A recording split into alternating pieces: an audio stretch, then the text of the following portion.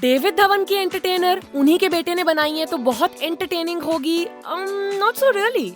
ये painfully Messi है, उतनी मासी नहीं। ब्लॉकबस्टर मूवी रिव्यू सुन रहे हैं आप संस्कृति के साथ, and today I am back with the movie review of the movie Shehzada, directed by Rohit Dhawan, starring Kartik Aaryan, Kriti Sanon, Manisha Koirala, Ronit Roy and others. कहानी है एक बहुत ही ग्रीडी क्रूर इंसान परेश रावल, जिन्होंने बर्थ पे अपने बच्चे को एक अमीर इंसान के बच्चे से बदल दिया।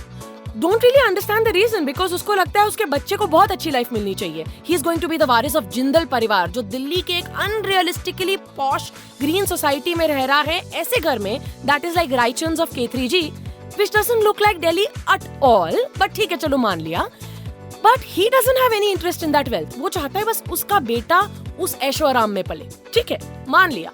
Then he swaps the other guy, जो कार्तिक आर्यन, जो असली जिंदल परिवार का बेटा है, उसको वो मार रहा है, बहुत इंसल्ट कर रहा है, बुरी तरह से पाल रहा है। चलो अगर एक बार को इस इम्प्लॉजिबल से प्लॉट को छोड़ भी दे, तो Kartik Aaryan clearly doesn't even look like he is the son of Paresh Rawal, and he looks more like the son of जिंदल्स।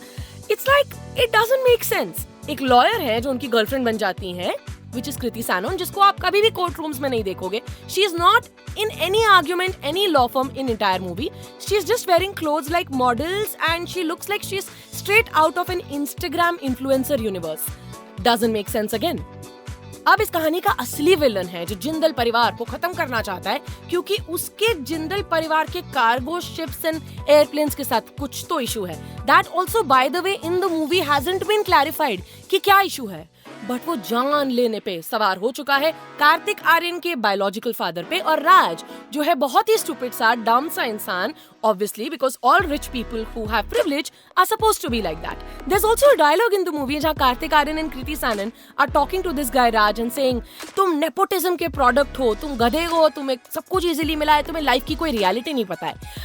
Fun fact and check, not all rich people are like that, and that was the massive stereotype. और चलो ये सब भी हटा दो, weather is Judwaa 2, Dhishoom and many other movies of David Dhawan, Coolie number 1, Hero number 1, they are entertaining, they have good songs.